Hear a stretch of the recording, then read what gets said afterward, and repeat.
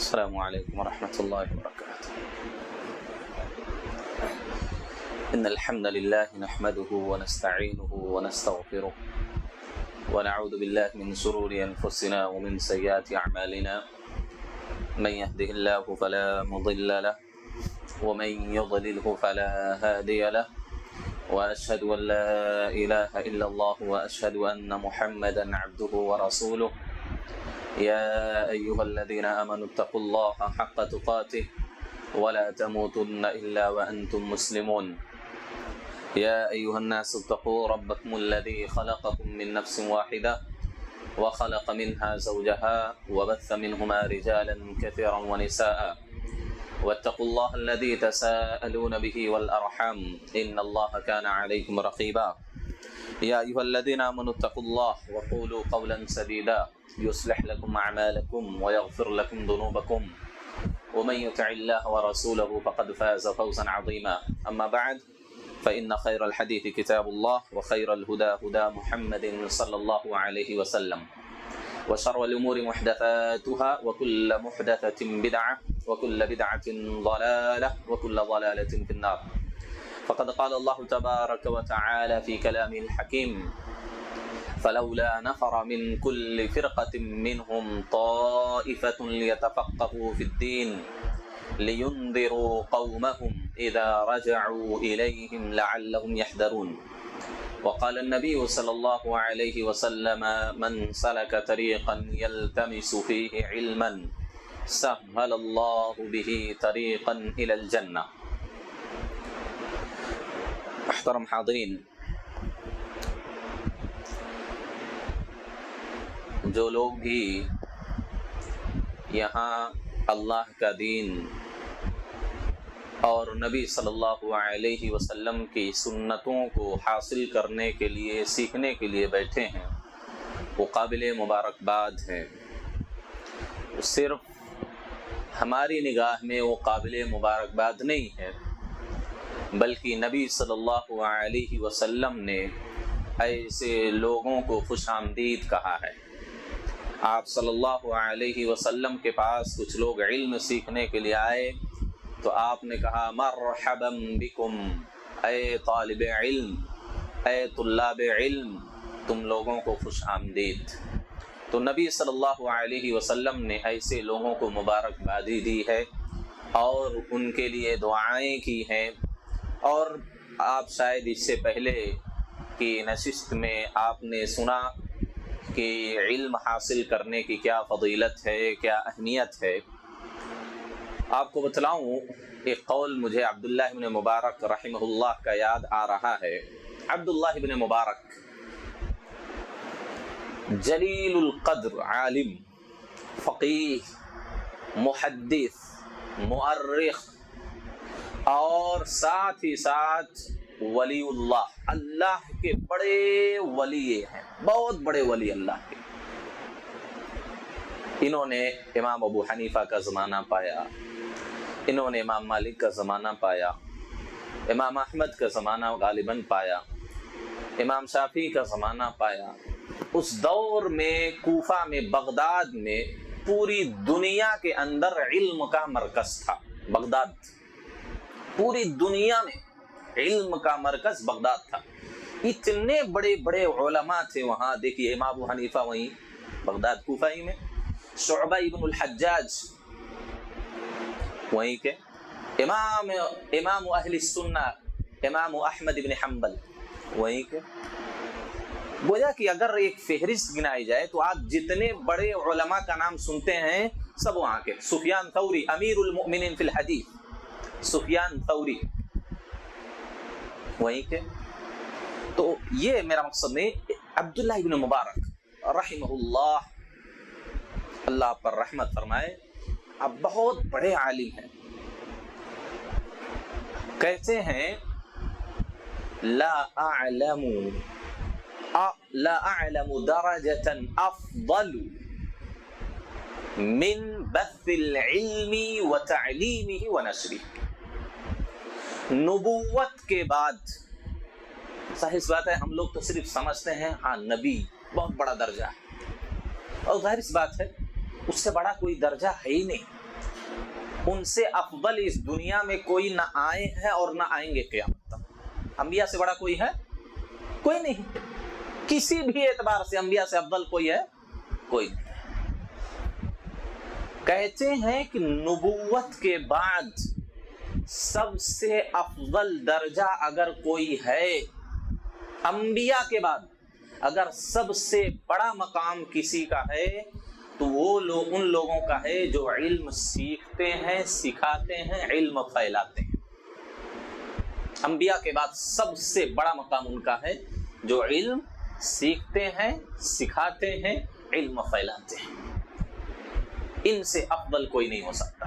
تو گویا کہ دوسرے معنوں میں اگر کہا جائے کہ انبیاء کے بعد قیامت تک سب سے افضل وہ لوگ ہیں جو اللہ کے دین کا علم سیکھتے اور سکھاتے ہیں، نبی صلی اللہ علیہ وسلم کی سنتوں کو پڑھتے اور پڑھاتے ہیں، سیکھتے اور سکھاتے ہیں۔ انبیاء کے بعد یہ سب سے افضل لوگ ہیں، سب سے اچھے لوگ ہیں۔ ان سے بہتر کوئی نہیں ہے روئے زمین پر۔ گویا کہ الحمدللہ میں بھی علم سیکھنے کے لیے بیٹھا ہوں، میں بھی ایک طالب علم ہوں آپ لوگوں کی طرح۔ آپ بھی علم سیکھنے کے لیے، نبی کی باتوں کو سننے کے لیے، اللہ کا دین حاصل کرنے کے لیے یہاں بیٹھے ہیں۔ اور جو ان جیسی مجلسوں میں بیٹھتا ہے لا یشقى بہم جلیسوں، کوئی بھی ان میں بیٹھنے والا نامراد نہیں ہوتا ہے۔ اٹھنے سے پہلے اگر کوئی اللہ کا دین سیکھنے کی نیت سے ان جیسی مجلسوں میں بیٹھتا ہے، عمل کی نیت سے بیٹھتا ہے، اللہ کا تقوی اور خوف اپنے اندر بڑھانے کے لیے بیٹھتا ہے، تو اللہ کے رسول نے کہا اٹھنے سے پہلے ان کی مغفرت کر دی جاتی ہے۔ اٹھنے سے پہلے، مجلس ختم ہونے سے پہلے ان کے گناہوں کو معاف کر دیا جاتا ہے۔ ایک صحابی کہتا ہے، اللہ فرشتہ کہتا ہے اللہ سے، اللہ وہ فلاں تو آدمی علم سیکھنے کے لیے نہیں آیا تھا، وہ کسی ضرورت سے آیا، بس اس وجہ سے وہ مجلس میں بیٹھ گیا تھا۔ اللہ کے رسول نے کہا لا یشقى بہم جلیسون، آیا تو اس مجلس میں بیٹھنے، اگرچہ علم سیکھنے کے لیے نہیں، اپنی دنیاوی ضرورت کے لیے آیا تھا، اس مجلس میں بیٹھا تو چلو وہ بھی نامراد نہیں، اس کی بھی مغفرت۔ یہ ہے علمی حلقوں کی اہمیت اور علمی کیا ہے حلقات کی فضیلت ہے۔ میرے بھائیو، ان جیسے حلقات کو کبھی بھی کمتر اور حقیر نہیں سمجھنا چاہیے، کیونکہ کبھی بھی کسی انسان پہ معلوم نہیں کون سی بات اس کے دل پر لگ جائے، کون سی بات اس کے دل میں بیٹھ جائے، کون سی بات اس کے دل میں اثر کر جائے اور اس کی وجہ سے اس کی پوری زندگی بدل جائے، کسی کو نہیں معلوم۔ زندگی بھر آدمی سنتا رہتا، پڑھتا رہتا ہے، لیکن اس کا اثر نہیں ہوتا۔ ہم بار بار سنتے ہیں بھائی نماز پڑھنا چاہیے، نماز نہیں پڑھے تو یہ گناہ، یہ سزا، یہ وعید، یہ وہ، لیکن کیا حالت ہماری؟ جب من میں آیا پڑھ لیا تو پڑھ لیا، فجر میں سو گئے وہ 8-7 بجے اٹھ کے پڑھ لیا، ظہر کی چھوڑے تو عصر میں پڑھ لیا، نہیں اثر کر رہی بات۔ لیکن ہو سکتا ہے کبھی زندگی میں کسی کی بات، کوئی حدیث، سلف کی کوئی نصیحت، عالم کی کوئی نصیحت آپ کے دل میں بیٹھ جائے، اللہ کا ڈر پیدا ہو جائے، اللہ کا خوف پیدا ہو جائے، اور اس دن کے بعد یا اس نصیحت کے بعد آپ کی زندگی میں تبدیلی آ جائے۔ آپ بے شمار واقعات اس طرح کے سنے ہوں گے کہ ایک نصیحت نے ایک ڈاکو کو کہاں سے کہاں اللہ کا ولی بنا دیا۔ فضیل ابن عیاض کو دیکھ لیجئے، فلاں کو دیکھ لیجئے، ایسی زندگی میں تبدیلی آئی کہ ان کے دور میں ان سے بڑا کوئی عالم، ان کے دور میں ان سے بڑا کوئی ولی نہیں ہوا۔ ایسی چینجنگ آ جاتی ہے، تو دینی حلقوں میں بیٹھنا چاہیے میرے بھائیو۔ اللہ رب العالمین فرماتا ہے فلولا نفر من كل فرقة منهم طائفة ليتفقهوا في الدين، کیوں ہر جماعت میں سے، ہر گروہ میں سے چند لوگ نہیں نکل جاتے؟ کیوں؟ ليتفقهوا في الدين، تاکہ وہ دین میں سمجھ حاصل کریں، دین کو سمجھیں، دین کی باتیں سیکھیں۔ کیوں لوگ نہیں نکلتے؟ ہر جگہ سے لوگوں کو نکلنا چاہیے، اللہ کہہ رہا ہے لِيُنذِرُوا قَوْمَهُمْ إِذَا رَجَعُوا إِلَيْهِمْ، تاکہ جب اپنی قوم کے پاس، اپنے گھر والوں کے پاس، اپنے گاؤں شہر میں جائیں تو ان کو ڈرائیں، ان کو اسلام کی تعلیم دیں۔ لہذا اللہ رب العالمین ہم کو اس بات کی دعوت دے رہا ہے کہ ہم کو علم حاصل کرنے کے لیے اپنے گھر سے نکلنا چاہیے، اپنے گھر سے باہر آنا چاہیے۔ بسا اوقات اپنے شہروں کو، اپنے ماں باپ کو، اپنے رشتہ داروں کو، اپنے بیوی بچوں کو، اپنے بھائی بہن کو، اپنے اعزاء و اقارب، اپنے دوستوں کو بھی چھوڑنا پڑے گا علم حاصل کرنے کے لیے۔ علم ایسے حاصل نہیں ہوتا۔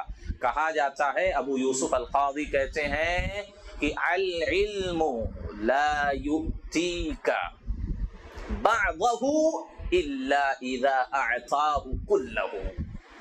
بہت بڑی بات ہے جان لیجیے، یہ علم سب سے بیش قیمت چیز ہے۔ علم سے مہنگی، علم سے بیش قیمت کوئی چیز نہیں ہے دنیا میں، کوئی چیز نہیں۔ دنیا کے کتنے قیمتی جواہرات آپ لا کر رکھ دیں، کوئی مقابلہ نہیں ہے علم سے۔ علم اتنی بیش قیمت چیز ہے، اتنی بیش قیمت چیز ہے۔ کہتے ہیں کہ العلم لا یؤتیک بعضہ حتی اذا اعطاہ کلہ۔ علم اپنا معمولی سا حصہ آپ کو اس وقت دیتا ہے جب آپ اپنی پوری زندگی اس کے لیے وقف کر دیتے ہیں۔ بہت بڑی بات ہے۔ آپ جو اپنی پوری زندگی علم کے لیے لگا دیں، مال، وقت کی قربانی، مال کی قربانی، بیوی بچے، ماں، والدین، دوست احباب کی قربانی، پریشانی، جسمانی پریشانی، ہر اعتبار سے جب آپ اپنے آپ کو علم کے حوالے کر دیں گے، تب علم آپ کو جا کر ایک قطرہ دے گا، ایک قطرہ تب جا کر علم آپ کو دیتا ہے۔ اتنی آسانی سے علم نہیں آتا میرے بھائی۔ صحیح علم، کتاب و سنت کا علم، وہ علم جو ہماری زندگی میں تبدیلی پیدا کرے، چینجنگ لائے، جو ہماری زندگی کی راہ کو موڑ دے جنت کی طرف، اللہ اس کے رسول کی طرف۔ کہا کہ صحیح علم جب آپ پوری زندگی دے دیں گے تو ایک قطرہ آپ کو دے گا، بعض حصہ آپ کو علم اپنا دے گا۔ اور علم کی کوئی انتہا بھی نہیں ہے، علم کی کوئی انتہا نہیں۔ کوئی کتنا پڑھے، قیامت تک، آدم سے لے کر قیامت تک کسی کو اگر عمر مل جاتی تب بھی وہ پورا علم نہیں سیکھ سکتا۔ علم کی کوئی حد ہی نہیں ہے، کوئی حد نہیں ہے۔ لہذا آج کی نشست میں جو ہمارا عنوان ہے وہ یہی، حصول علم میں اسلاف کی قربانیاں کیا ہیں۔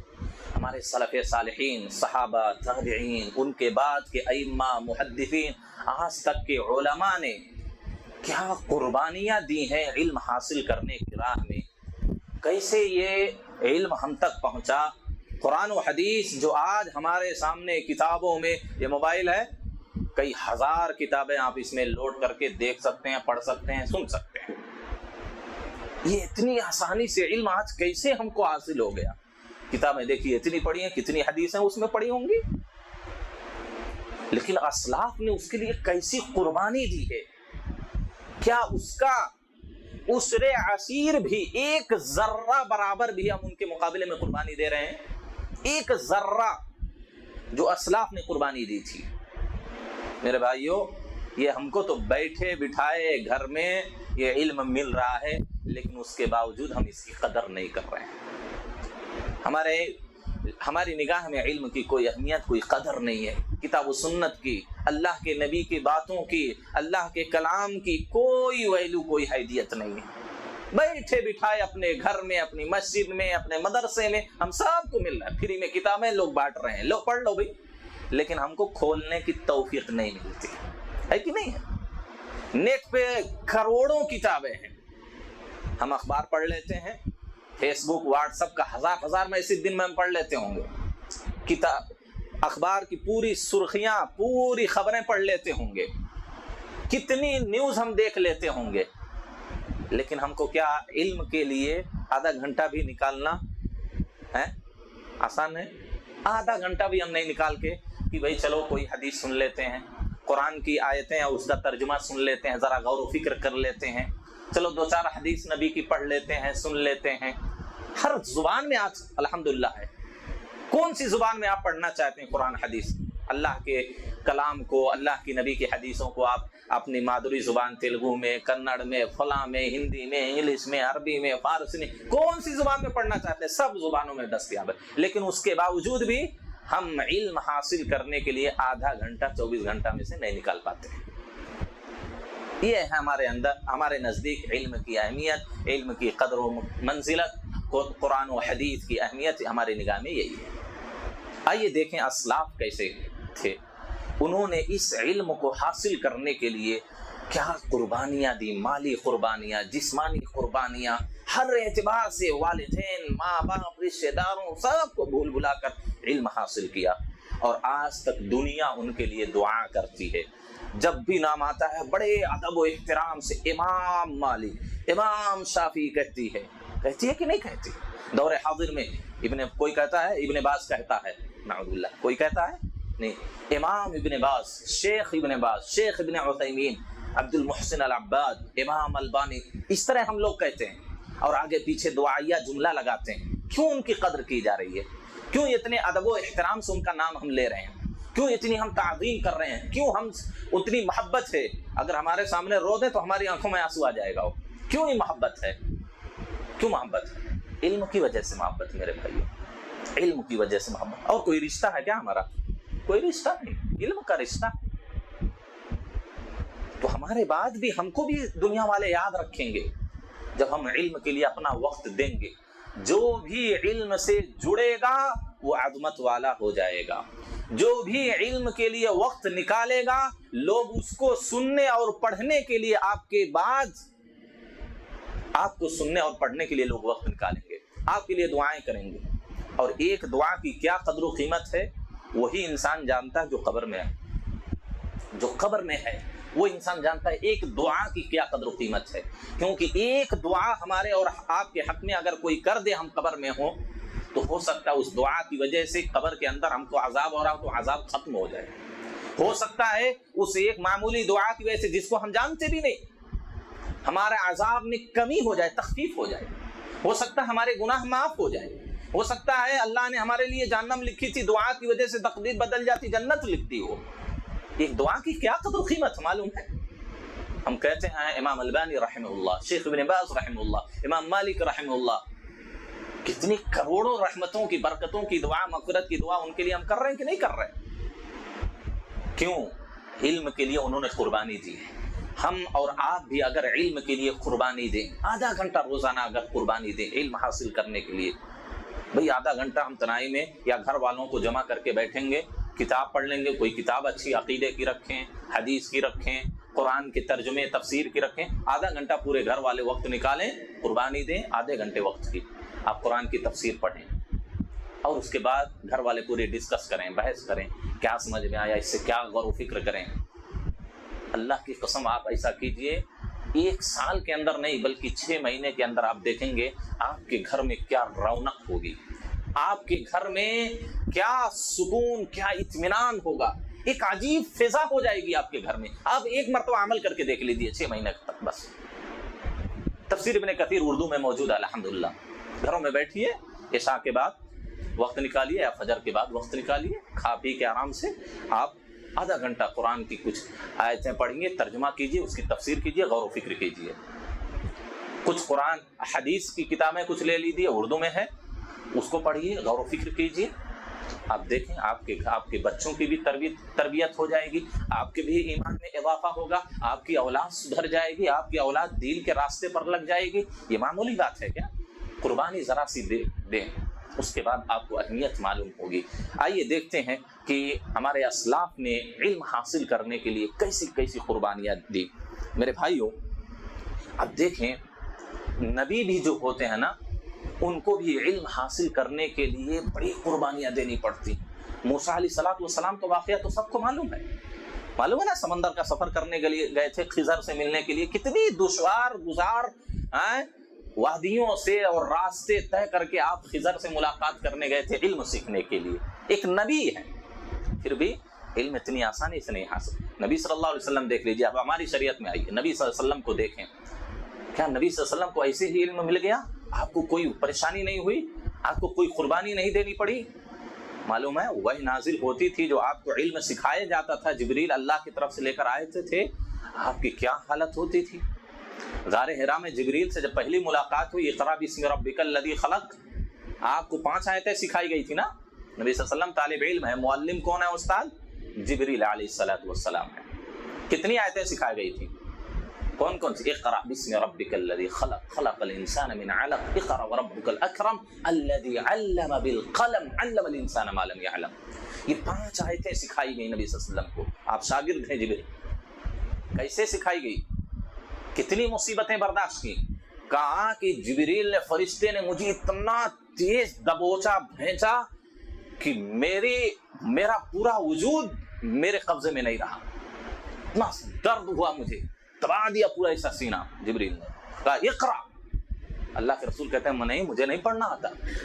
پھر دبایا خوب زور سے، کہا اقرا. کہا نہیں ما انا بقاری، مجھے پڑھنا نہیں آتا. جبریل سکھا رہے ہیں. نبی صلی اللہ علیہ وسلم دیکھیے قربانی دے رہے ہیں علم حاصل کرنے کے لیے.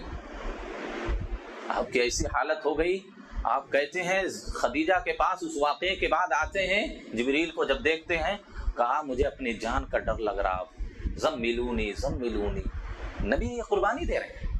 آپ کو علم کبھی کبھی ایسے دیا جاتا تھا، وحی جب نازل ہوتی تھی گھنٹی بجنے کی آواز کی شکل میں. نبی صلی اللہ علیہ وسلم کہتے ہیں کہ اتنی تکلیف دے یہ وحی میرے اوپر گزرتی تھی، بہت تکلیف ہوتی تھی مجھے اس سے. یہ قربانی ہے بھی، یہ نبی قربانی دے رہے ہیں علم حاصل کرنے کے لیے. ایسے عائشہ کہتی ہیں سخت ٹھنڈی میں میں دیکھتی تھی کہ پسینے سے آپ شرابور ہو جاتے تھے. اتنی تکلیف آپ کو ہوتی تھی علم حاصل کرنے کے لیے، اللہ کی باتیں سیکھنے کے لیے. عرب کی ٹھنڈی کتنی معروف.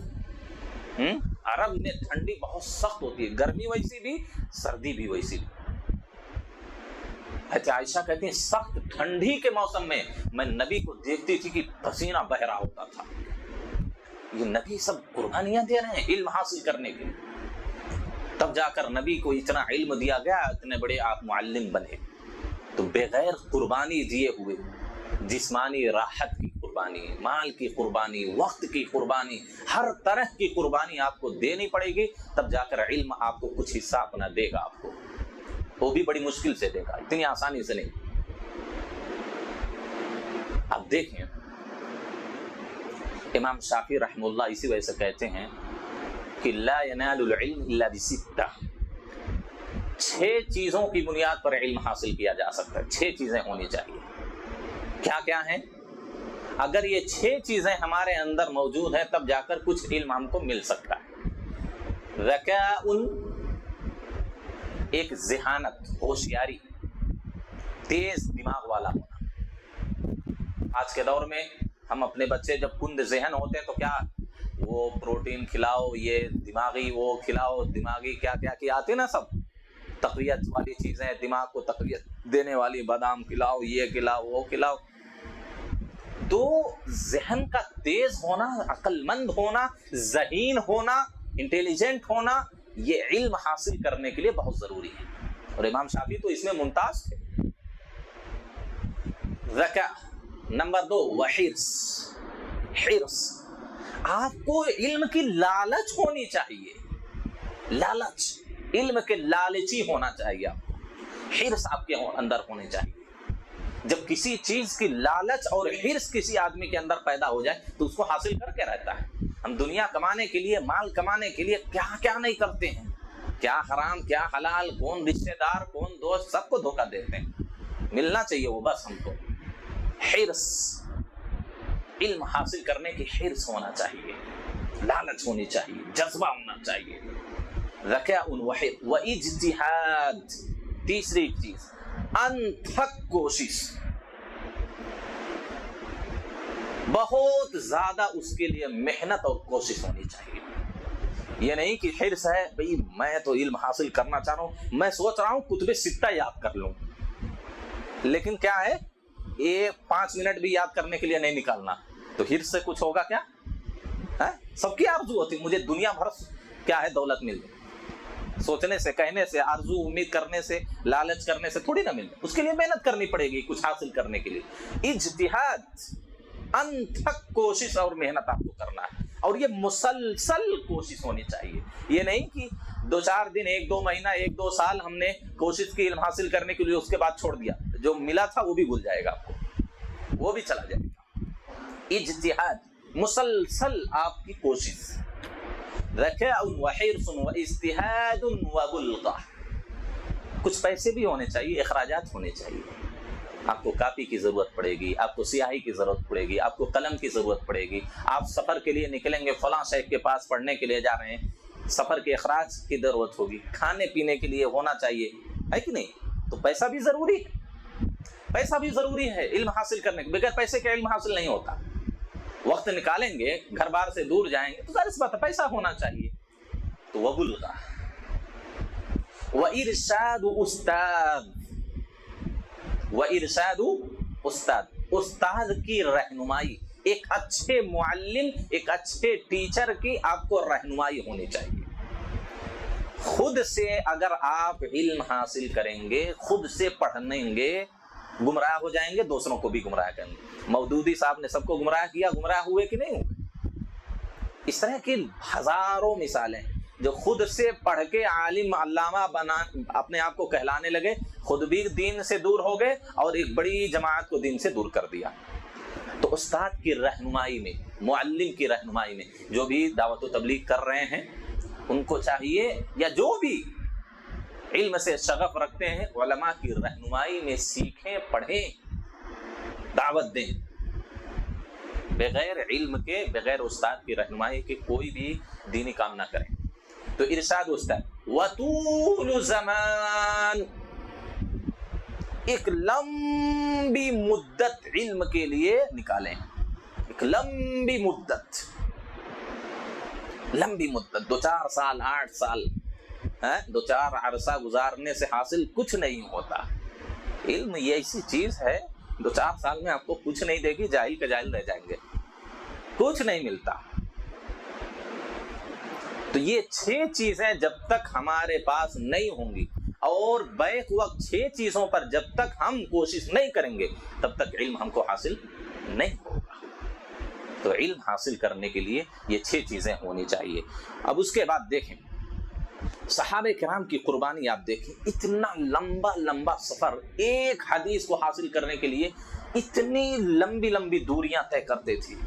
کیا سردی کا موسم، کیا گرمی کا موسم، بدن پہ کپڑا ہے کہ نہیں ہے، پیدل ہیں کہ گدھے پہ سواری کے ہیں کہ گھوڑے پہ کہ اونٹنے پہ، کوئی فرق نہیں پڑتا تھا. ایک حدیث کا علم حاصل کرنے کے لیے کہاں کہاں جاتے تھے. آپ دیکھیں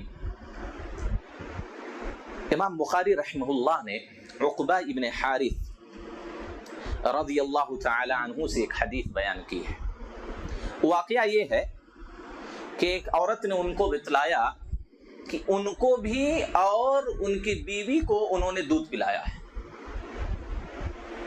عقبہ ابن عامر کو کہا ان کو بھی دودھ پلایا ہے اور ان کی بیوی کو بھی دودھ پلایا. تو گویا کہ دونوں رضائی بھائی بہن ہو گئے اور دونوں شادی کر چکے تھے. ان کو علم نہیں تھا کہ ہم دونوں نے ایک ہی عورت کا دودھ پیا. تو ایک ہی عورت کا دودھ پینے سے کیا ہو جائیں گے؟ بھائی بہن ہو گئے نا. اور جس طرح نسب سے رشتے حرام ہوتے ہیں اسی طرح رضاعت سے دودھ پینے سے بھی حرام ہوتے ہیں. ایک ہی ماں باپ کے اگر دودھ پی لیے تو وہ سب بھائی بہن ہو گئے، سب بھائی بھائی ہو گئے، بہن بہن ہو گئے. تو انہوں نے بتلایا کہ ایسا ایسا ہوا ہے. تو مکہ میں تھے اس وقت. کہاں تھے عقبہ ابن عامر؟ مکہ میں تھے.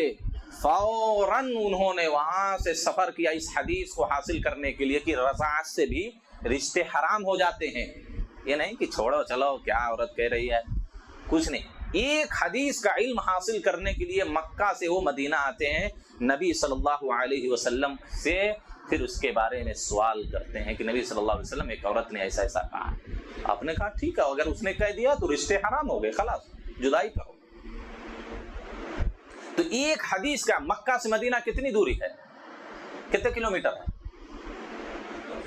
400 کلومیٹر، 450 500 کلومیٹر ہے.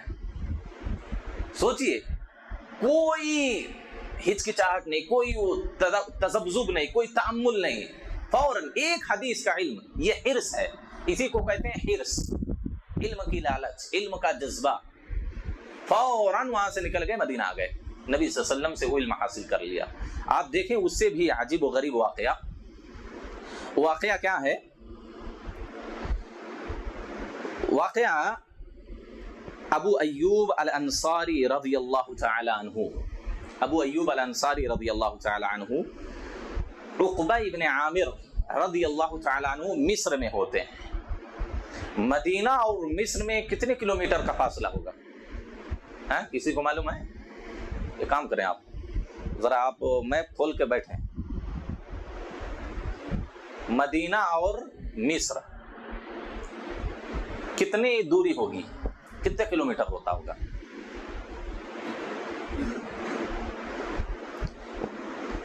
آپ لوگ سننے میں مصروف رہیں، وہ بتائیں گے ابھی آپ کو کہ ابو ایوب الانصاری رضی اللہ تعالی عنہ مصر جاتے ہیں مدینہ سے، کیونکہ ان کو ایک حدیث کسی نے بتلایا کہ عقبہ ابن عامر ہی کے پاس صرف وہ حدیث ہے اور کسی صحابی کے پاس نہیں ہے۔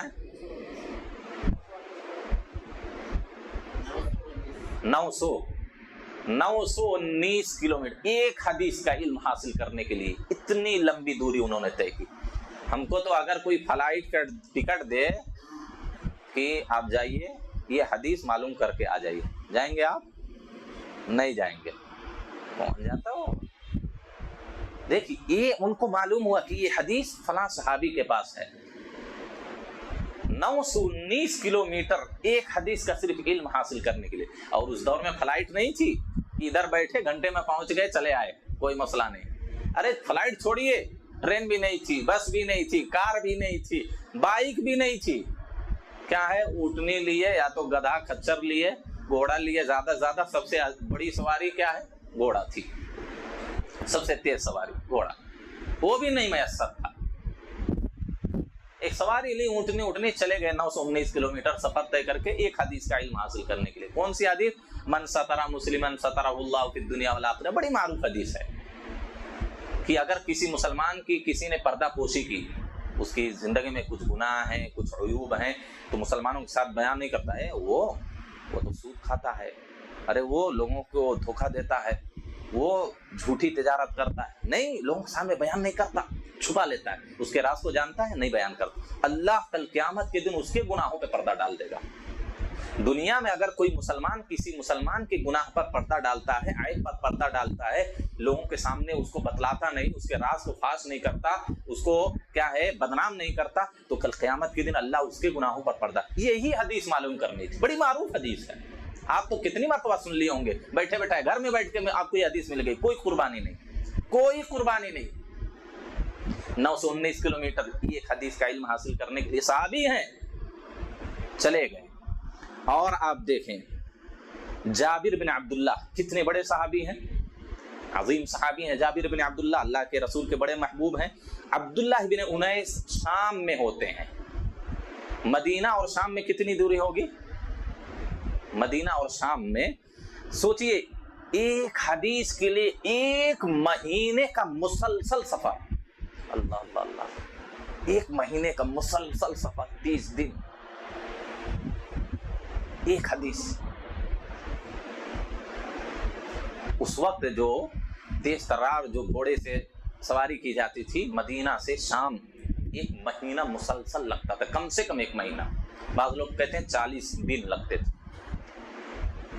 تو ایک حدیث کا علم حاصل کرنے کے لیے اتنی دور چلے گئے، اور جیسے گئے کہتے ہیں کہ جیسے وہ حدیث بیان کی فوراً ابو ایوب الانصاری ان کے گھر میں بیٹھے بھی نہیں، حدیث سنی فوراً بیٹھ گئے سواری پر مدینہ۔ کہا میں جس مقصد سے آیا تھا، مجھے علم حاصل کرنا تھا، میں نے وہ حدیث معلوم کر لی، وہ علم سیکھ لیا، دین کا وہ علم مجھے معلوم ہے، فوراً مدینہ روانہ ہو گئے۔ یہ صحابہ کی قربانیاں ہیں۔ عبداللہ بن عباس کو نہیں جانتے آپ؟ عبداللہ بن عباس جن کے تعلق سے نبی صلی اللہ علیہ وسلم نے دعا کی تھی، اللہم علمہ التاویل، اور قرآن کے سب سے بڑے مفسر، سب سے بڑے عالم عبداللہ بن عباس تھے۔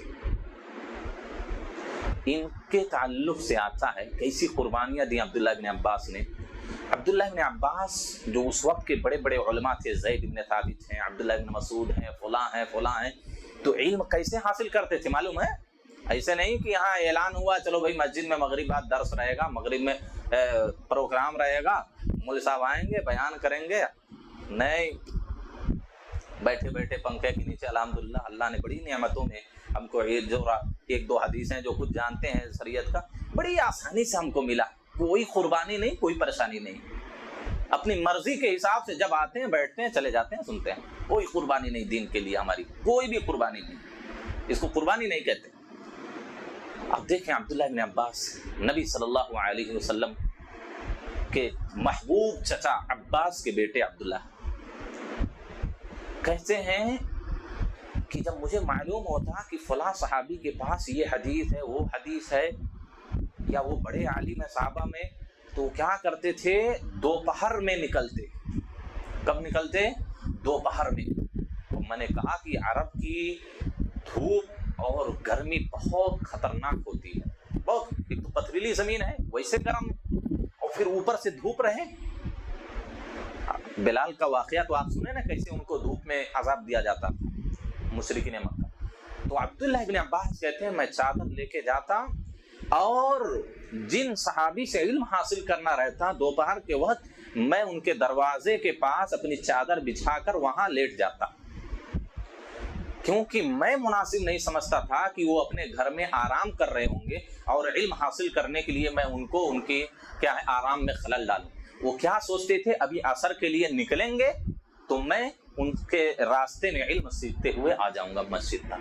تو کہتے ہیں میں جاتا تھا چادر بچھا دیتا تھا, دھوپ لگتی تھی, ہوا چلتی تھی, پوری ریت میرے منہ پر اور جسم پر پورا بھر جاتی تھی, لیکن علم حاصل کرنے کے لیے قربانی دے رہے تھے. یہ قربانی عبداللہ بن عباس. تب جا کر عبداللہ بن مسعود کتنے بڑے فقیہ ہیں, نبی صلی اللہ علیہ وسلم نے ان کے تعلق سے کہا کہ یہ تو ہم سے, یہ نوجوان, یہ بچہ ہم سے بھی زیادہ جانکار ہے, ہم سے بھی بڑا فقیہ ہے, عالم ہے. لوگ رشک کرتے تھے عبداللہ بن عباس پر کہ اتنا چھوٹا لڑکا ہے, کتنا علم ہے اس کے پاس. اسی وجہ سے عمر بن الخطاب 10 سال کی بھی عمر نہیں ہے, اپنے ساتھ رکھتے تھے, ان سے مشورہ لیتے تھے. جب کوئی بڑا مسئلہ ہوتا تھا عبداللہ بن عباس کو مشورہ لیتے تھے. بڑے بڑے کبار صحابہ, بوڑھے صحابہ حسد کرتے تھے, چھوٹے بچے کو ہم لوگوں کے ساتھ لا کر بٹھاتے ہیں. کیوں؟ علم کی وجہ سے. انہوں نے بڑی قربانیاں دی بچپن سے. زید بن ثابت جب باہر نکلتے دیکھتے کہ عبداللہ بن عباس اس حالت میں پڑے ہیں, آپ کو بڑی تکلیف ہوتی, کیونکہ اہل بیت میں سے ہیں. اور نبی صلی اللہ علیہ وسلم نے کہا جو اہل بیت سے محبت کرتا ہوں مجھ سے محبت کرتا, جو ان سے نفرت کرتا تو اہل بیت کی محبت, اس سے محبت کرنا, ان کی عزت کرنا, ان کی تکریم کرنا یہ دین کا حصہ ہے. زید بن ثابت کو بڑی تکلیف ہوتی, کہتے الا ناتیک بابن عمک یا رسول اللہ, اللہ کے رسول کے چچا کے لڑکے, کیا آپ اگر کسی کو بھیج دیتے کہ عبداللہ بن عباس آپ کو بلا رہے ہیں, میں آپ کے گھر پر آ جاتا, آپ کو تعلیم دیتا, آپ اہل بیت میں سے, ہم آپ کی تکریم کرتے ہیں, عزت کرتے ہیں. کہا کہ نہیں, آپ کے لیے زیب نہیں دیتا, میں علم حاصل کرنے کے لیے آیا ہوں, تو قربانی میں ہی دوں گا, قربانی میں دوں گا. پیاسا کنویں کے پاس جاتا ہے, کنواں نہیں آتا پیاسے کے پاس اٹھ کر کے. تو یہ عبداللہ بن عباس کی قربانی ہے. زید بن ثابت جب چلتے تھے تو آپ کیا ہے نیچے ان کے لگام کی, سواری کی لگام پکڑ کر چلتے تھے اور علم حاصل کرتے رہتے تھے پیدل. تو یہ عبداللہ بن عباس رضی اللہ تعالی عنہ ہے جو علم حاصل کرتے. ابو ہریرہ سب سے بڑے محدث کون ہیں؟ ابو ہریرہ. 5000 سے زائد حدیثیں آپ نے روایت کی. سب سے بڑے حافظ, حدیث کے سب سے بڑے حافظ اور محدث ابو ہریرہ. کیسے علم حاصل کیا؟ نبی صلی اللہ علیہ وسلم کے پیچھے ہمیشہ لگے رہتے تھے, کھانا چھوڑتے, پیچھے کیا ہے آرام چھوڑ دیتے تھے اپنا, کوئی فکر نہیں, کھانے کی, پینے کی, سونے کی, کوئی فکر. نبی صلی اللہ علیہ وسلم کہاں ہیں, کہاں جا رہے ہیں, یہی فکر ہوتی تھی. کہتے ہیں نبی صلی اللہ علیہ وسلم کے منبر اور حضرت عائشہ کے حجرے کے درمیان میں بے ہوش ہو کر گر جاتا تھا, بے ہوش ہو جاتا تھا.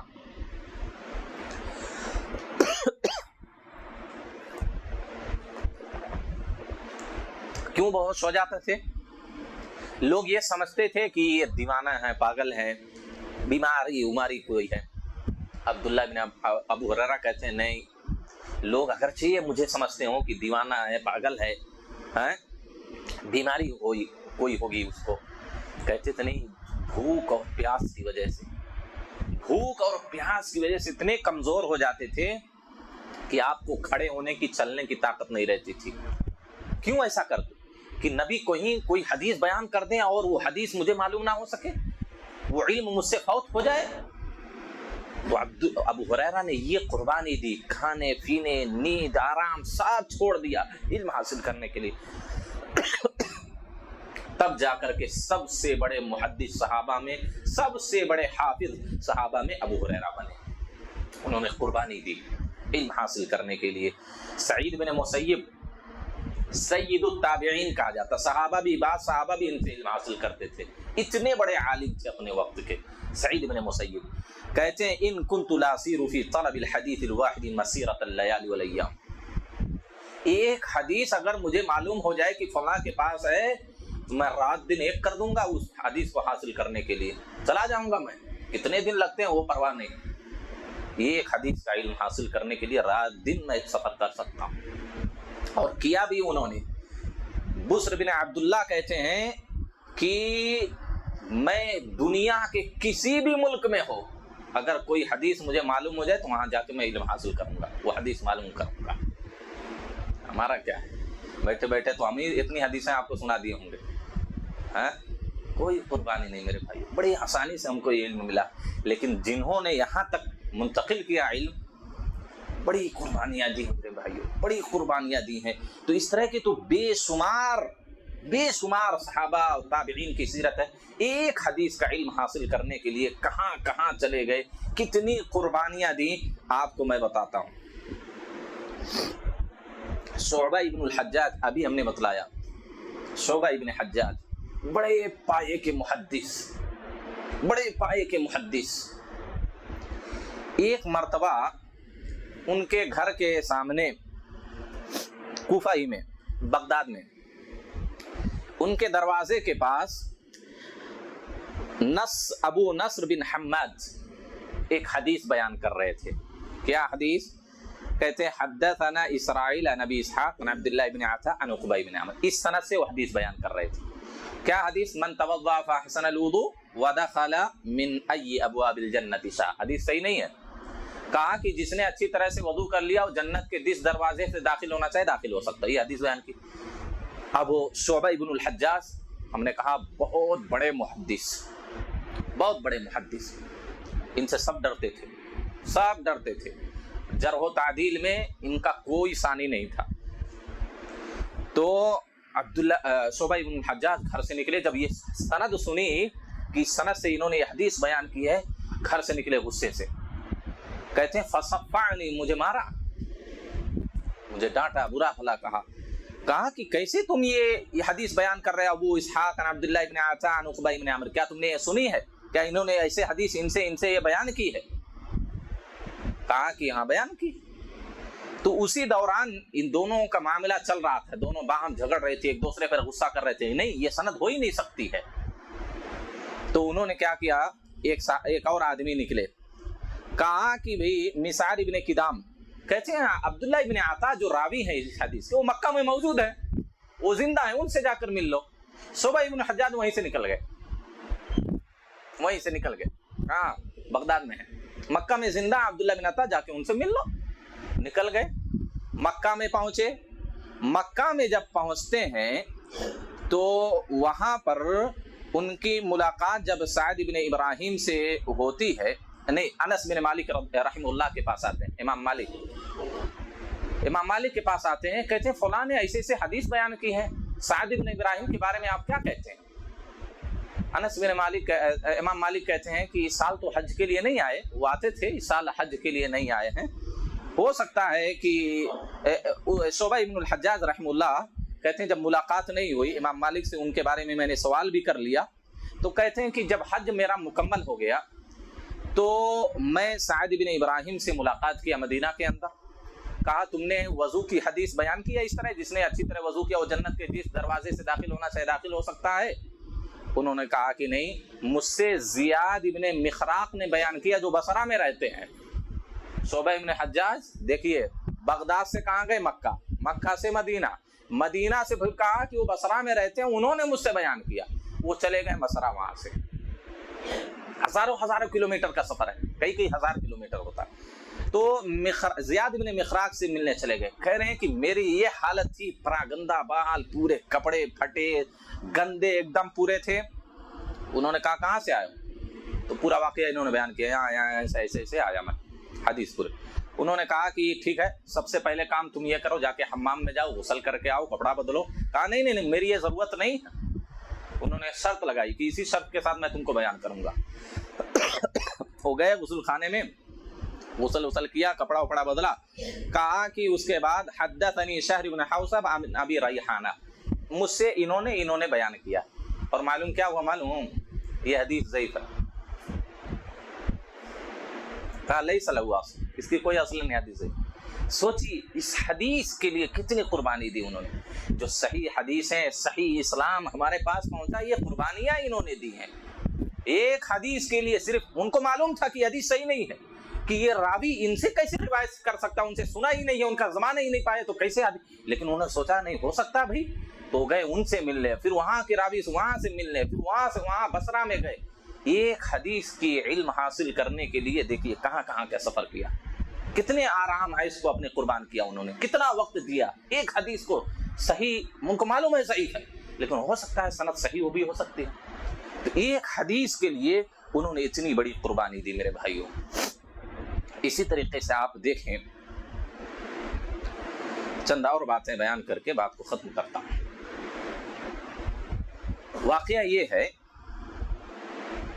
آپ سب لوگ امام ابو حاتم الرازی کو جانتے ہوں گے، بڑے پائے کے مفسر، محدث، فقیہ سب کچھ ہیں. ان کے لیے کہا جاتا ہے کہ علم حاصل کرنے کے لیے 1000 فرسخ پیدل انہوں نے سفر کیا. 1000 فرسخ. ایک فرسخ تقریباً 6 کلومیٹر کا ہوتا ہے، تقریباً 6 کلومیٹر. 1000 فرسخ کتنا ہوگا؟ 6000 کلومیٹر یہ پیدل چلے ہیں علم حاصل کرنے کے لیے. اب سوچئے 1000 کلومیٹر پیدل، کیوں؟ علم حاصل. تب جا کر کے وہ اتنے بڑے محدث، اتنے بڑے فقیہ، اتنے بڑے امام بنے. یہ قربانی انہوں نے دی. اسی طریقے سے بقی بن مخلد، سب سے عظیم جو مسند لکھی ہے وہ بقی بن مخلد ہے.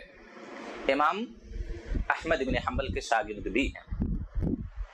بقی بن مخلد اندلس سے کہاں جاتے ہیں؟ بغداد آتے ہیں. کیوں؟ امام احمد سے حدیث کا علم حاصل کرنے کے لیے. دیکھیے حصول علم کی کتنی بڑی قربانی ہے. اندلس سے بغداد 5100 تقریباً 5200 کلومیٹر. کتنا؟ 5200 کہہ رہا ہوں، 5200 کلومیٹر سے زائد پیدل سفر کیا امام احمد سے ملنے، اب ان کے پاس حدیث کا علم حاصل کرنے. اور معلوم ہے کیا ہوا؟ جب وہ اندلس سے آتے ہیں، بغداد میں پہنچتے ہیں، بغداد میں داخل ہی ہوتے ہیں، ان کو معلوم ہوا کہ نہیں، بادشاہ نے ان پر پابندی لگا دیا، نظر بند کر دیا، گھر سے باہر نہیں نکل سکتے. اس دور میں جب خلق قرآن مخلوق ہے تو امام احمد کو کتنی سزائیں دی گئی تھی، بہت آپ کو سزائیں دی گئی تھی. کہا کہ اگر وہ کوڑا ہاتھی پر مارا جاتا تو ہاتھی مر جاتا. اتنی امام احمد بن حنبل کو سزائیں لوگوں نے دی ہیں خلق قرآن کے مسئلے میں. تو کہا کہ بیچارے وہ بقی بن مخلد 5000 کلومیٹر پیدل چل کر آ رہے ہیں، جس مقصد کے لیے آ رہے ہیں. سوچئے کہ بغداد میں داخل ہوئے، معلوم ہوا کہ نہیں، امام احمد کو درس و تدریس سے روک دیا گیا. وہ درس تدریس نہیں دے سکتے، مسجد میں نہیں آ سکتے، اپنے گھر سے قدم نہیں نکال سکتے. دیکھیے کیا جذبہ تھا، کیا قربانی انہوں نے دی. اتنا لمبا ایک تو سفر کیا. آتے ہی یہ پر بری خبر سنا دی گئی ان کو کہ درس و تدریس بند، ان کی ختم. اور بیچارے جامع مسجد میں جاتے ہیں. یحییٰ ابن معین امام احمد ابن حنبل کے ساتھی ہیں، بڑے پائے کے محدث ہیں. وہ درس دے رہے ہوتے ہیں حدیث کا. یہ 2-4 سوال پوچھتے ہیں ان سے، تو لوگ ناراض ہو جاتے ہیں، بھئی ہم لوگوں کا بھی پاس سوال ہے، ہم لوگوں کو بھی پوچھنے تو یہی بچہ پورا سوال پوچھے گا. تو کہا ایک آخری سوال ہے. تو یحییٰ ابن معین کہتے ہیں، اشارہ کیا کہ پوچھ لیے. اس کے بعد کہا کہ امام احمد کے بارے میں کیا کہتے ہیں، صحیح ثقہ ہیں کہ ضعیف ہیں؟ یحییٰ ابن معین غصہ گئے. کہا تم ان کے بارے میں پوچھتے ہو، ہم لوگ کیا ان کے بارے میں بات کرنے کے لیے، وہ تو امام ہے۔ حالانکہ اس وقت بولنا بھی کسی کے لیے خطرے سے خالی نہیں تھا۔ امام احمد کی تعریف کرنا، ان کے بارے میں بولنا فوراً حکومت کی نگاہ میں آ جاتا، ہو اس کو بھی جیل میں ڈالتے فوراً، لیکن انہوں نے بولا کیونکہ امام احمد کا مسئلہ تھا۔ تو بیچارے بڑے مایوس ہوئے۔ وہاں ایک سرائے خانہ تھا، ہوٹل کہہ لیجیے، ہوٹل میں گئے بیچارے، وہاں کرائے پہ کمرہ لیا انہوں نے، اور اس کے بعد دھیرے دھیرے چپکے چپکے معلوم کرتے ہوئے ان کو امام احمد کے گھر کا پتہ معلوم ہوا۔ امام احمد کے گھر کے پاس آتے ہیں، وہ چپکے سے دروازہ کھٹکھٹاتے ہیں، امام احمد نکلتے ہیں اور امام احمد دیکھتے ہیں، پوچھتے ہیں کون ہو؟ کہا میں صرف آپ کے لیے آیا ہوں علم حاصل کرنے کے لیے۔ کہاں سے آئے ہو؟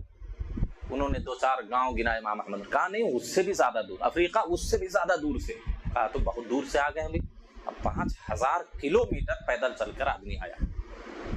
کہا مجھے حدیث، کہا کہ نہیں میں بیان نہیں کر سکتا، حکومت کی خلاف ورزی، میں بادشاہ کی خلاف ورزی نہیں کر سکتا۔ علم کی کیسی تڑپ تھی۔ انہوں نے کہا امام احمد سے کہ میں روزانہ آپ کے گھر کے پاس بھکاری بن کر آؤں گا، بھکاری بن کر آؤں گا، پھٹے پرانے کپڑے پہن کر آؤں گا، بھکاریوں کا جو طریقہ ہوتا ہے اس طریقے میں آؤں گا، اور میں آواز لگاؤں گا، آپ کیا ہے دروازے پر آ کر 1-2 حدیث روزانہ اگر مجھے بیان کر دیں میرے لیے وہی کافی ہے۔ تو بیچارے بقی ابن مخلد آتے تھے دروازے کے پاس، کچھ مخصوص کلمات تھے وہ دعائیہ، وہ بولتے تھے تو امام احمد سمجھ جاتے تھے۔ امام احمد دروازے کے پاس آتے تھے، باہر بھی نہیں، دروازے کے پاس آتے تھے، 2-4 حدیث ان کو بول دیتے تھے، یہ بیچارے لکھ لیتے تھے، چلے آتے۔ 300 حدیثیں انہوں نے ایسے جمع کی، 300 حدیث۔ آپ دے سکتے ہیں، اس طرح قربانی کوئی دے سکتا ہے؟ نہ تو میں دے سکتا ہوں، نہ تو آپ دے سکتے ہیں۔ یہاں درس میں بیٹھنا مشکل ہوتا ہے لوگوں کے لیے، 10-15 منٹ وقت نکالنا، بیچارے اتنے دور سے آئے۔ کہا کہ صرف 1-2 حدیث مجھے بیان کر دو بس، اور امام احمد بن حنبل بیچارے بیان بھی کرتے تھے، تو 300 حدیثیں ان کو معلوم ہوئی ان سے۔ تو سوچئے کتنی بڑی قربانی ہے، آپ اندازہ کیجئے، پیدل چل کر آئے بیچارے۔ بسا اوقات پیدل جب چل کر آتے تھے راستے میں ڈاکو ملتے، کتنے علماء محدثین کو تو ایسے ہی شرارت پسندوں نے ایسے ہی مار دیا، کتنے لوگوں کو قتل کر دیا، کتنے لوگوں کو تکلیفیں دیتے، پریشانی سب برداشت کرتے رہتے، چلتے رہتے۔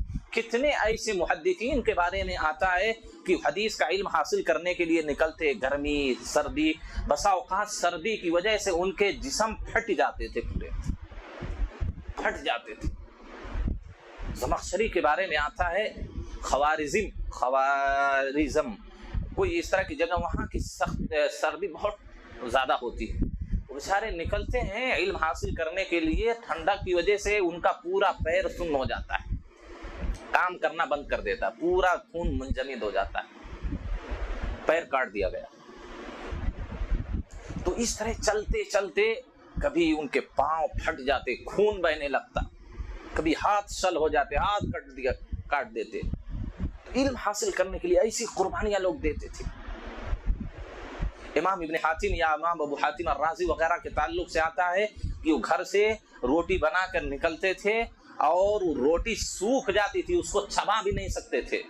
کہتے ہیں کہ کہیں دریا، کہیں دجلہ کے کنارے ہم لوگ پہنچتے تھے تو اسی پانی میں روٹی ڈبو کر کے جب وہ نرم ہو جاتی تو وہ کھا لیا کرتے تھے، پھر سفر پر نکلتے تھے۔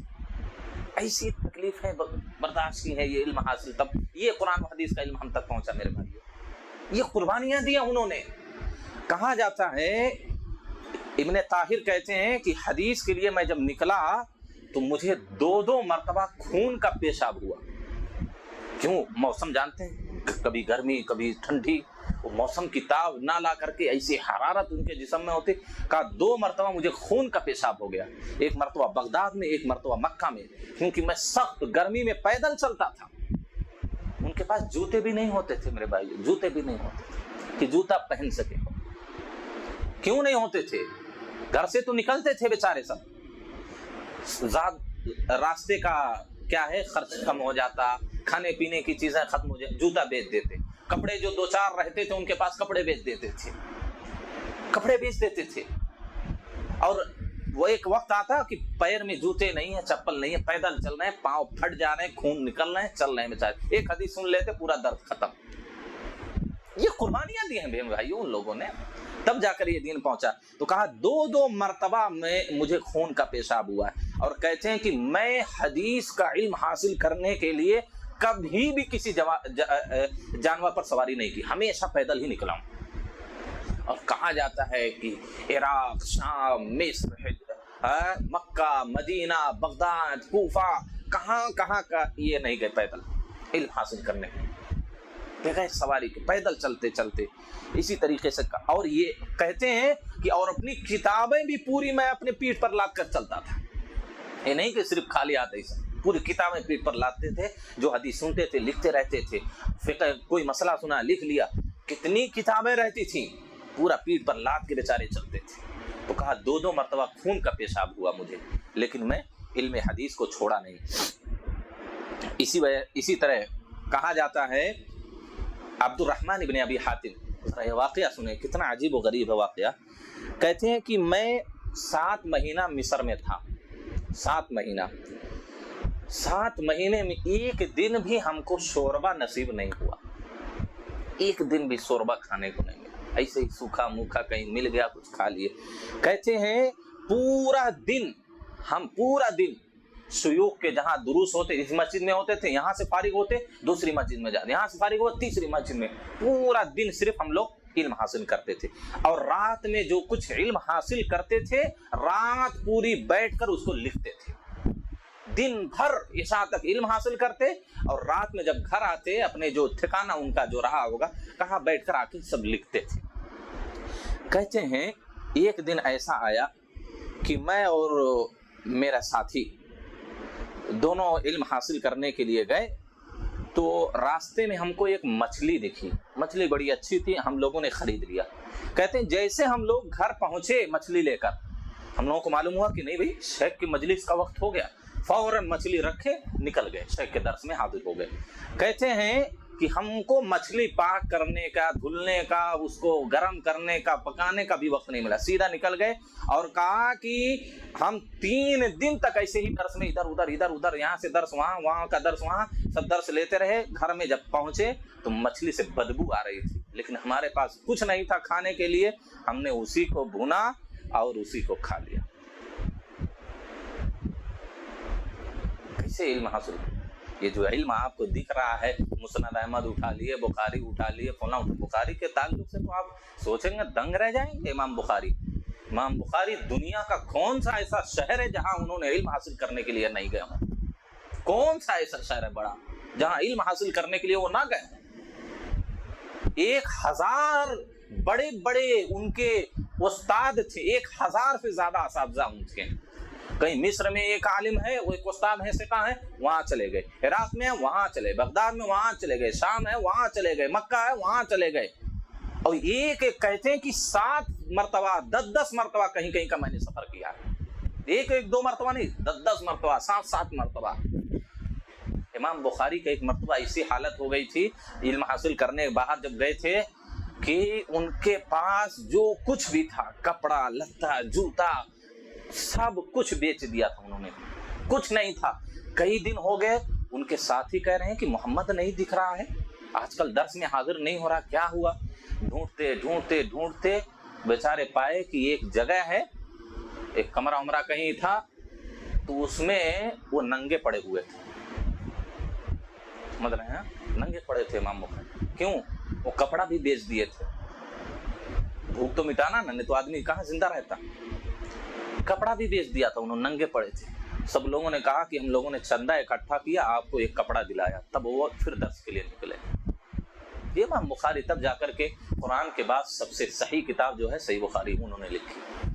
बड़ी कुर्बानियां दी मेरे भाई, बड़ी कुर्बानियां थी। तो ये के आलिम के ताल्लुक से आता है, उस वक्त के मुहद्दिस इमाम बुखारी वगैरह के दौर के, उनको हरीसा बहुत पसंद था। हरीसा कहा कि 1 साल में उस शहर में रहा, मैं देखता था कि हरीसा यहाँ मिल रहा है, कहते मुझे हद से ज्यादा वो पसंद था। लेकिन ऐसा वक्त होता था जब वो बेचने आता, शेख का दर्स शुरू होने का टाइम हो जाता। 1 साल में रह गया, لیکن میں ہریسہ نہیں کھا پایا کیونکہ شیخ کی مجلس اسی وقت شروع ہوتی تھی جب وہ بیچنے آتا تھا۔ یہ قربانی ہے کھانے پینے کی، وقت کی، مال کی، بڑی قربانیاں دی میرے بھائیوں۔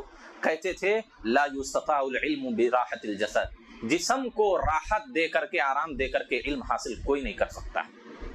کہ بستر پر سوئے رہے ہیں، اے سی میں بیٹھ رہے ہیں، علم ایسے حاصل نہیں ہوتا میرے بھائیوں۔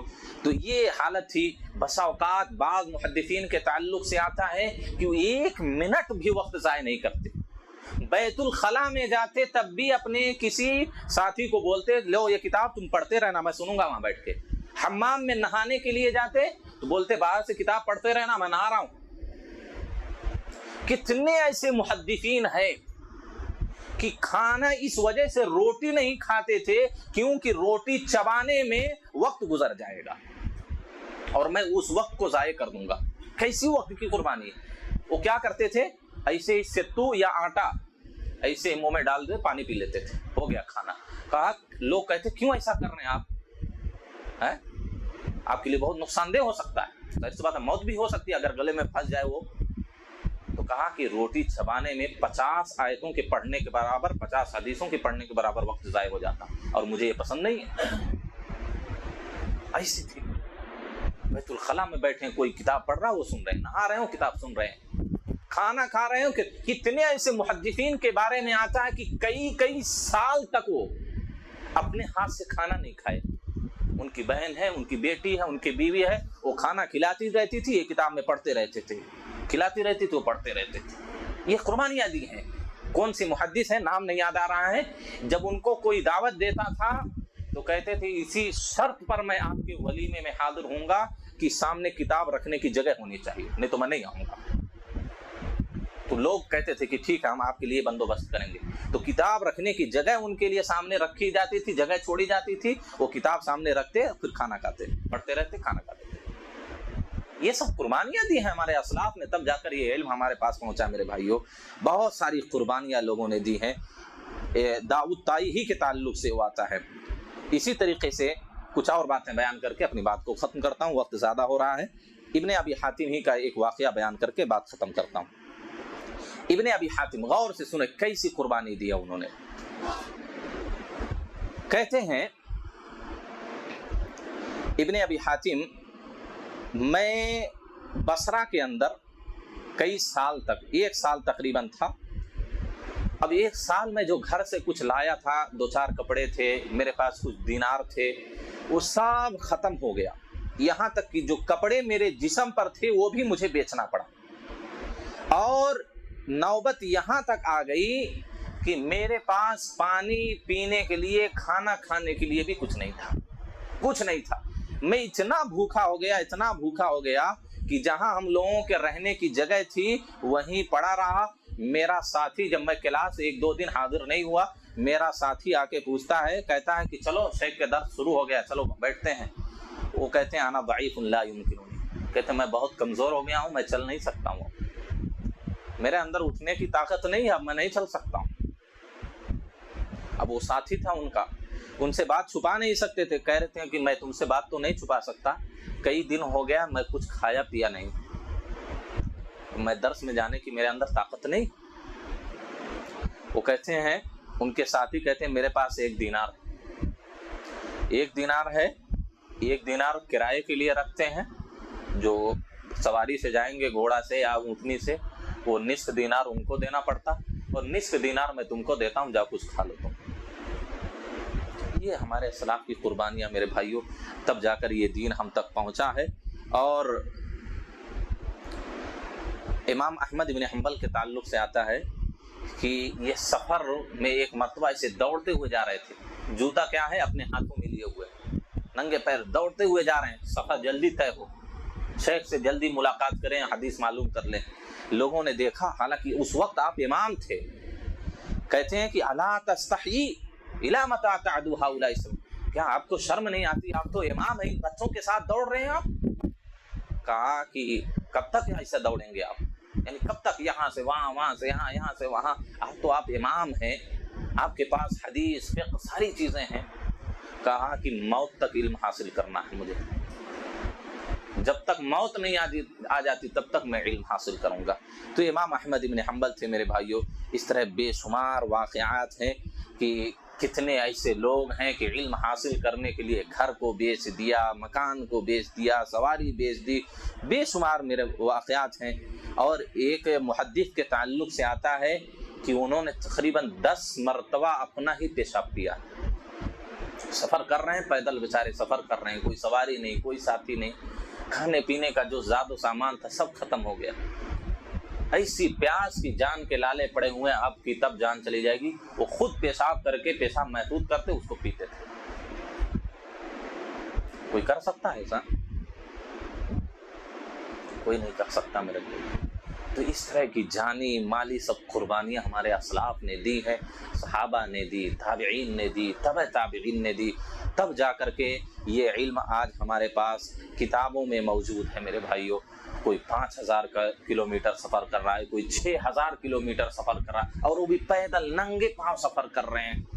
کسی کے اعضاء کٹ رہے ہیں، پٹ رہے ہیں، کوئی مر جا رہا راستے میں، کوئی کیا ہو رہا ہے، کوئی پرواہ نہیں، بس علم حاصل کرنا ہے۔ اور لوگوں نے علم حاصل کیا، اپنے وقت کے امام بنے، اپنے وقت کے محدث بنے، اپنے وقت کے فقیہ بنے۔ دنیا آج ان کا ادب و احترام سے، تعظیم سے، تکریم سے نام لیتی ہے، ان سے محبت کر۔ دور حاضر میں دیکھ لیجئے، امام البانی کے تعلق سے آتا ہے، ایسے ہی نہیں امام بنے، وہ تو گھڑی بناتے تھے، معلوم ہے، گھڑی ساز تھے، ایک چھوٹی سی ایسے کیسے رہتی ہے پان ان کی جو دیکھتے ہیں نا ٹنکی، ویسا رہتی، ایسے گھڑی بنانے کی ان کی چھوٹی سی دکان تھی، بیچارے گھڑی بناتے تھے۔ 20 سال کے بعد ایک راستے سے گزر رہے تھے، وہاں ایک کتاب دیکھی، وہ کتاب پڑھی، چسکا لگا، ان کو شوق پیدا ہوا علم حدیث کا، شروع کر دیا۔ مکتبہ ظاہریہ میں گئے، وہاں پڑھتے تھے، پڑھاتے، رات دن لگے رہتے تھے، اتنی محنت کرتے تھے، اتنی محنت کرتے تھے کہ اس مکتبہ والے انہوں نے ایک خاص جگہ آپ کے لیے مقرر کر دی۔ بھائی کتنا محنت کر رہا ہے، کہتے ہیں کہ وہ جو سیڑھی، پتلی سی سیڑھی لگی رہتی تھی کتابیں اتارنے کے لیے، بہت بڑا مکتبہ ظاہری، کئی ہزاروں لاکھوں کتابیں اس مکتبے میں تھی، اور پرانی بوسیدہ کتابیں، یہ نہیں کہ آج کی طرح اچھی اچھی کتابیں، ہاتھوں سے لکھی ہوئی، پڑھ بھی نہیں سکتے ہم لوگ نہیں پڑھ سکتے، آپ لوگوں کی تو بات دور کی بات، ہم لوگ نہیں پڑھ سکتے، ایسا لکھا رہتا تھا، کسی میں نقطہ ہے، کسی میں کچھ نہیں ہے، کہیں سے کٹا ہوا، کہیں سے حرف نکلا ہوا۔ کہتے ہیں امام البانی رحمہ اللہ سیڑھی پہ جب چڑھتے ایسے کتاب لیتے، اتنی پتلی ڈنڈی ہوتی تھی، 4 5 گھنٹہ ایسے کھڑے ہو کے کتاب پڑھتے رہتے تھے، اسی سیڑھی پہ کھڑے ہو کے، اتنے مشغول ہو جاتے تھے پڑھنے میں، 5 6 گھنٹہ ایسے کتاب لے کے پڑھتے رہتے۔ ہم تو 10 منٹ ایسے ہاتھ اٹھا کر دعا بھی نہیں مانگ سکتے، درد کرنے لگتا ہاتھ۔ 5 6 گھنٹہ ایسے پڑھتے رہتے تھے، بیمار ہے کوئی فرق نہیں، رات دن اسی میں لگے، تب جا کر امام البانی بنے۔ امام البانی آج کے کہتے ہیں اس دور کے مجدد ہیں، مجدد ملت ہیں۔ شیخ ابن باز نے کہا کہ اس آسمان کے نیچے البانی سے بڑا محدث میں کسی کو، حدیث کا عالم کسی کو نہیں جانتا ہوں، یہ شیخ ابن باز کہتے ہیں۔ تو یہ قربانیاں ہمارے اسلاف نے، ہمارے علماء نے دی ہیں، تب جا کر یہ دین ہمارے سامنے آج حاضر ہے، ہم مسلمان ہیں، دین کی کچھ باتیں جانتے ہیں، نماز روزے سے واقف ہے میرے بھائیوں۔ لہذا ضرورت اس بات کی ہے کہ دین حاصل کرنے کے لیے کچھ تو قربانی آپ کو دینی پڑے گی، تاکہ آپ کے بعد کی جو نسلیں ہیں، دور کیسا چل رہا آپ دیکھ رہے ہیں، اسلام مٹانے کی کوشش پوری دنیا میں ہو رہی ہے، مساجد، مدارس جو اسلام کے قلعے ہیں، ظاہر سی بات ہے مدارس مساجد اگر چلے گئے تو اسلام چلا جاتا، کہاں پڑھیں گے، کہاں سیکھیں گے آپ؟ تو دور بہت خطرناک دور چل رہا ہے، بہت پرآشوب دور ہے، فتنوں کا دور ہے میرے بھائیوں۔